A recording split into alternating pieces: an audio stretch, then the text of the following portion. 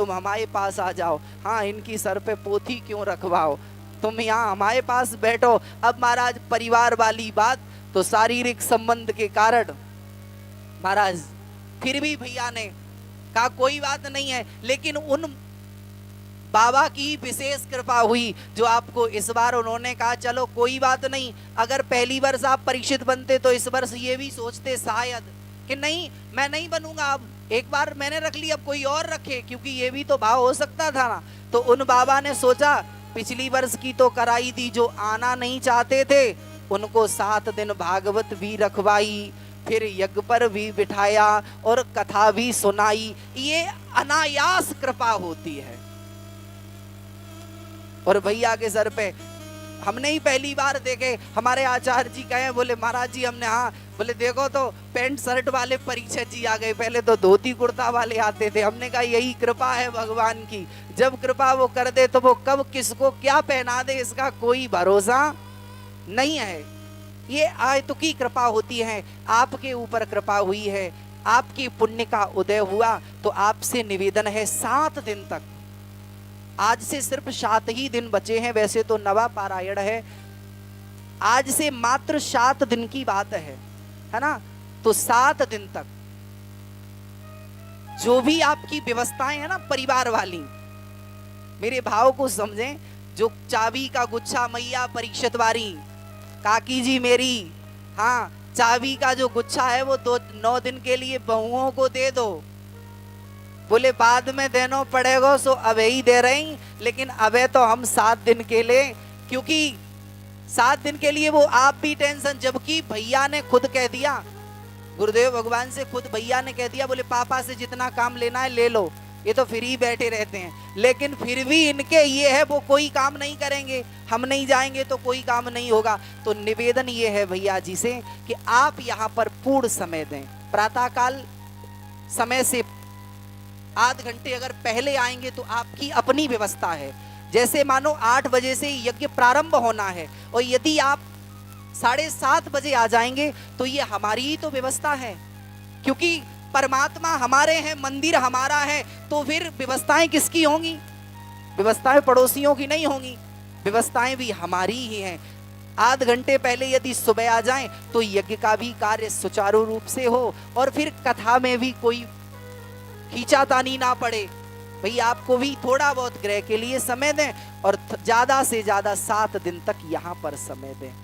आप पर विशेष कृपा है और हम तो ऐसे ही निवेदन करेंगे गुरुदेव भगवान की चरणों में कि हे प्रभु ऐसी कृपा बनाए रखो कि भैया ही परीक्षित इस बार बने हैं तो अगली वर्ष भैया ही बने, हाँ सामूहिक परीक्षित किसी और के मन में ये भाव जगे, क्योंकि परीक्षित बनना सहज नहीं है प्यारे।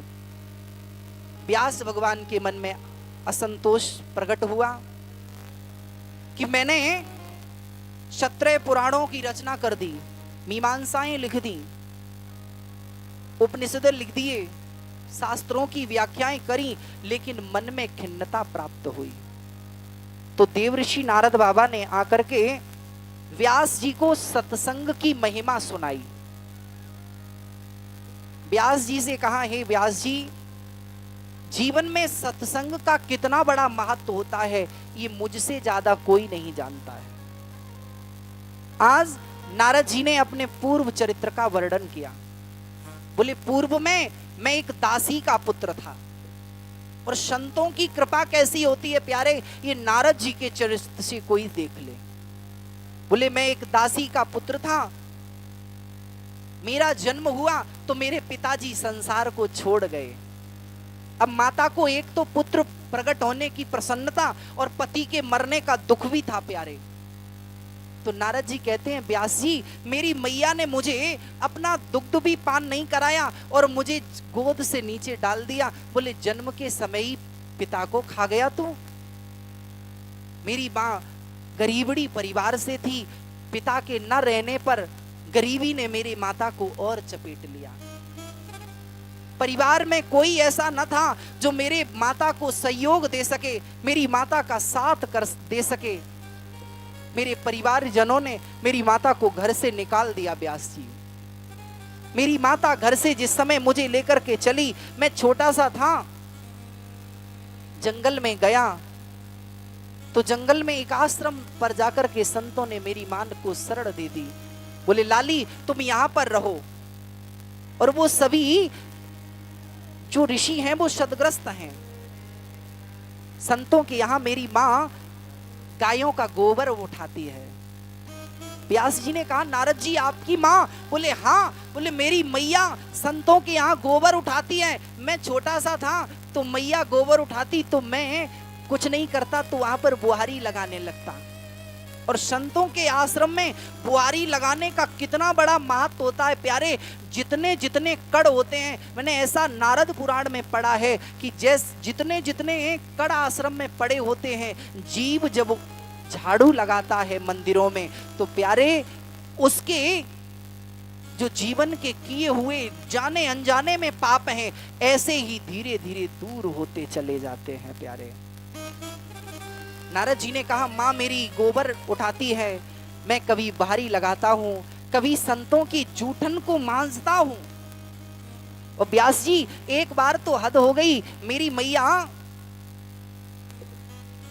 संतों को भोजन प्रसाद पवा रही और संतों के यहाँ कुछ संत मंडली आई जो चातुर्मास व्यतीत करने के लिए आए। जो महाराज 12 महीने होते हैं, इनमें से जो ये जो 4 महीने होते हैं ना वर्षा ऋतु वाले, इनको चातुर्मास कहते हैं। संत जन इस समय एक जगह रह करके ही भजन करते हैं, जो विचरण करने वाले संत होते हैं। इस संत ने जिस समय चातुर्मास किया तो नारद जी कहते हैं व्यास जी मैंने अपनी मैया के साथ उन संतों की बहुत सेवा की। संत जब सो जाते हैं तो मैं चरण दबाता हूं, संत प्रसाद पाते हैं तो मैं उनकी जूठन उठाता हूं। एक दिन की बात मेरे मन में भाव आया, मैंने सत्संग में सुना कि संतों की शीत प्रसादी पानी चाहिए। तो संत जब भोजन कर गए ना व्यास जी, तो मैंने सभी की जूठन पत्तलों से थोड़ा थोड़ा भोजन उठाया और एक पत्तल में लेकर के पाने लगा। एक संत ने जाना, लाला तू ये क्या कर रहा, कोने में बैठ करके जूठन खा रहा?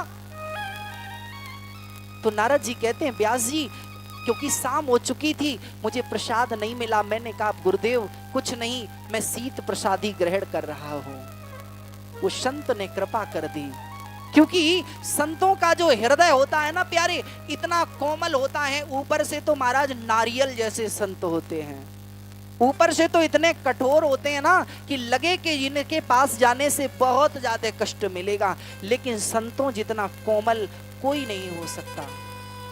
मानस में लिखा संत हृदय नवनीत समाना, कहां कबिन पर कहीं नहीं जाना। संतों का हृदय जो है ना वो नवनीत से भी कोमल है। नवनीत कहते हैं महाराज मक्खन को। जिस समय दही को विलो करके महाराज माताएं छाछ के ऊपर से जो निकालती है ना मक्खन, उस मक्खन को यदि बटलोई में आप रखेंगे और नीचे जब चूल्हे में आग जलाएंगे तब वो कहीं पगलेगी, कहीं ढीला होगा, गर्म होगा। लेकिन संतों का जो हृदय होता है ना प्यारे, यदि तुमने एक बार भाव से 2 आंसू भी डाल दिए तो संत अपने जीवन का किया हुआ भजन भी तुम्हारे ऊपर न्यौछावर कर देते हैं। नारद जी कहते हैं कि व्यास जी मैंने उन संत जी के चरणों में सर रख के रोना प्रारंभ कर दिया और गुरुदेव भगवान ने कृपा कर दी तो मुझे 12 अक्षर मंत्र दे दिया। जैसे ही मुझे मंत्र मिला, बोले लाला इसका नाम जप करना और इसी से तुम्हें भगवान मिल जाएंगे, ये मेरा